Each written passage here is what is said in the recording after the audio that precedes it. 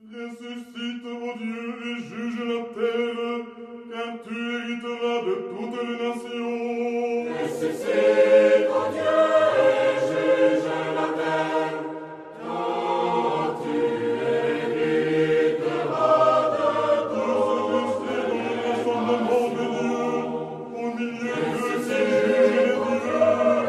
juge la terre, Jusqu'à quand jugerez-vous injustement, réclamez pour le parti des pécheurs? Chers auditeurs de Dialogue RCF, bonjour. Au micro, le Père Jean Guet, orthodoxe du patriarcat œcuménique de Constantinople, recteur de la paroisse Sainte-Hermogène à Marseille. Je propose aujourd'hui d'évoquer la question, elle n'est pas récurrente, mais elle se développe de plus en plus, revient comme problématique la question de la relation entre la politique et la religion. Pour les diverses circonstances et les divers développements, évolutions que connaît notre société, nos sociétés, mais en France tout particulièrement, et qu'il m'est venu à l'esprit de résumer au fond avec un petit jeu de mots, en tout cas phonétique, c'est que ce sont des questions d'éthique et des questions ethniques. Question éthique, évidemment, toute la problématique de la relation à la bioéthique. Question ethnique, en réalité, tout ce qui concerne tout simplement la société française et sa composition, ses origines, et aussi, évidemment, surtout ses systèmes ou son système de valeurs. Et ces deux problèmes interpellent incontestablement, à nouveau, la religion, les religions, et par ricochet, si j'ose dire, la relation entre l'Église et les Églises et l'État. La France est particulièrement sensible à ce propos, car elle a connu une évolution unique en son genre, et au fond un petit peu paradoxale. De fille aînée de l'Église qu'elle a, ou aurait été, selon certaines affirmations, Jean-Paul II l'avait dit, mais d'autres y reviennent encore aujourd'hui. C'est cette même France. Pourquoi fille aînée de l'Église? Parce que, pour des raisons historico-politico-historiques, en effet, la terre de Gaule, et en particulier le sud de la Gaule, le sud de ce qui est la France aujourd'hui, a été incontestablement une terre de mission chrétienne incontestable et de forte sainteté, qui encore ont laissé ici ou là des traces. Mais ce n'est pas le seul aspect. Eh bien, cette France, fille aînée de l'Église, est aussi elle qui a institué un principe de séparation de l'Église et de l'État, comme peut-être on n'en voit pas ailleurs. Ou en tout cas qui ne s'exprime pas ou qui ne se traduit pas par les mêmes problématiques et les mêmes types de réactions ou de comportements. Et cette séparation de l'Église et de l'État, évidemment, est accompagnée par ce principe de laïcité, qui également n'est nulle part affirmé avec une telle, j'avais envie de dire, employer un mot moderne aussi, une telle radicalité en définitive. Peut-être en est-elle venue à ce stade par réaction à une position dominante de l'Église chrétienne et plus particulièrement de l'Église catholique romaine, et aussi n'est pas exempt de cette problématique l'épisode douloureux, également unique à ce point, à ce stade, douloureux de la réforme, du protestantisme, et qui d'ailleurs n'est pas totalement étranger, semble-t-il, finalement, au processus qui a conduit à la Révolution française. Mais revenons un petit peu en amont, comme je le propose toujours, pour essayer de mieux comprendre la problématique, ce qui se passe, ce qui s'est passé, ce qui se passe. En réalité, le binôme ciel-terre, pouvoir spirituel, pouvoir temporel, et en termes modernes, Église-État, est un problème absolument universel de tout temps et qui a concerné toutes les sociétés humaines. Il n'y a pas d'exception. Quelle que soit, évidemment, la religion, il ne s'agit pas d'imaginer ici que la religion chrétienne, mais même en Afrique ou ailleurs, l'animisme, ou bien le bouddhisme, ou bien la philosophie confucéenne, chinoise, de partout, il y a une mise en parallèle entre des référents que nous considérons d'ordre religieux et qui supposent une adhésion intime, une adhésion de l'âme, et en définitive donc l'organisation et la régulation de la société. Et de partout, il y a toujours eu interférence. Et quoi qu'on en pense, et nous y viendrons vers la fin, il y a toujours aujourd'hui encore une interférence dans ce domaine. Mais que nous avons, semble-t-il, du mal à gérer, du mal à resituer. Je parle ici pour la France en tant qu'orthodoxe, en tant que regard orthodoxe sur la France, parce que j'y suis, que je suis français, j'y suis né, mais aussi en tant qu'orthodoxe connaissant un petit peu la même problématique telle qu'elle s'affirme ou se développe dans les pays orthodoxes.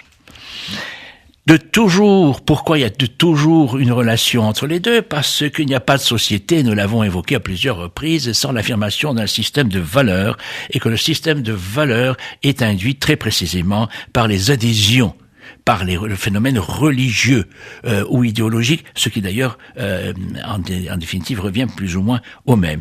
Car c'est ce système de valeurs qui pose les principes d'une régulation, du droit privé, public, de la légitimation du pouvoir. Ces deux perceptions du binôme, ciel-terre, pouvoir temporel, pouvoir spirituel, cela a été déjà rappelé ici, a pu être envisagé dans la partie occidentale de l'Europe, c'est-à-dire en réalité d'obédience romaine, chrétienne romaine, dans une perspective, dans une relation, une perception verticale du ciel et de la terre, de Dieu et de l'organisation terrestre, dans la mesure où, en quelque sorte, c'est l'ordre céleste qui s'est imposé à l'ordre terrestre et qui a légitimé par là même et le pouvoir et a induit toutes les régulations sociales en définitive. Dans la partie orientale de la chrétienté, partie byzantine, s'est affirmé un autre équilibre qui s'envisageait plutôt dans une perspective horizontale, qui a été surnommé de l'extérieur comme étant la symphonie byzantine. Je rappelle que le mot symphonie suppose bien évidemment justement cette cohabitation, cet accord qui est le contraire de la diaphonie, qui est le contraire de la séparation, qui est le contraire de toute distorsion. Oui, en effet, la symphonie, c'est quelque chose qui suppose une harmonie. Une harmonie de quoi, en l'espèce? Une harmonie, finalement, de tous les mécanismes du pouvoir. Ce qui est évidemment difficilement imaginable dans l'idéal. Dans le prolongement de l'affirmation, sans doute, cette affirmation d'une affirmation théologique et d'une conviction théologique qui concerne le mystère de la personne de Christ, dont il a été dit et réaffirmé, et ce n'est pas étranger, qu'il était simultanément Dieu et homme. Alors, puisqu'il est Dieu et homme venu dans le monde, eh bien, il semblerait que la société doive se penser, s'organiser, se réguler dans cette cohabitation, dans cette coopération entre la dimension divine et la dimension humaine. Il en résulte une sorte d'oscillation, il en est résulté une sorte d'oscillation entre les affirmations des deux pouvoirs, temporel et spirituel, qui ont donné lieu à ces fameuses formules de césaropapisme ou de papo-césarisme. C'est pas qui dominait, c'est l'empereur sur le pape ou le pape sur l'empereur, et cela vaut pour l'Orient, cela a valu en tout cas pour l'Orient comme pour l'Occident. En Orient un petit peu plus au premier millénaire, et en Occident, sans doute plus au second millénaire. Ainsi, à Byzance, c'est comme ça que l'on parle d'une manière générique, c'est-à-dire la partie orientale de l'Empire romain, les 7 conciles reconnu comme œcuménique par l'Église orthodoxe, mais du même coup reconnu comme œcuménique par l'ensemble de la chrétienté. Enfin, je parle en tout cas pour le catholicisme romain, en même temps que les orthodoxes. Les 7 conciles ont été en effet convoqués par les empereurs, dans des circonstances, en réalité, toujours un petit peu tendues. Et l'empereur est apparu curieusement un peu comme le médiateur en termes anachroniques mais modernes, ou celui qui a essayé de coordonner justement les diverses tendances qui étaient parfois en situation d'affrontement. Mais en fait, ces empereurs ont justement essayé ils ont forcé pratiquement la convocation des conciles pour obliger à trancher, pour obliger l'Église à trancher sur des questions de foi, des questions de théologie, des questions dogmatiques concernant principalement la christologie, c'est-à-dire la personne du Christ, Dieu et homme, Dieu ou homme, homme ou Dieu, enfin bref, n'est-ce pas, Darius à Nestorius et d'autres. C'était cette problématique-là qui a animé et qui a retenu l'attention des premiers conciles œcuméniques. Certes, ils ont aussi fixé quelques règles canoniques, c'est-à-dire de régulation des relations entre les individus, entre les personnes, entre les croyants, en même temps que imaginer des relations par rapport à la société. Mais le point de départ et le fondement de ces conciles, c'était la question purement dogmatique.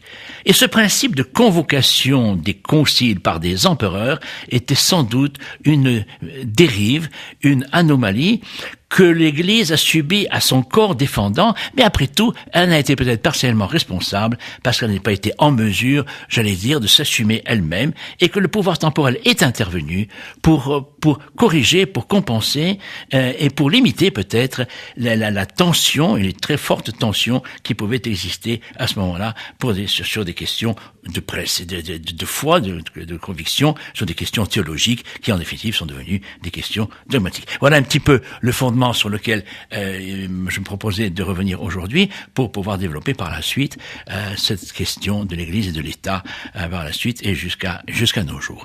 Bonne fin de journée et à la semaine prochaine.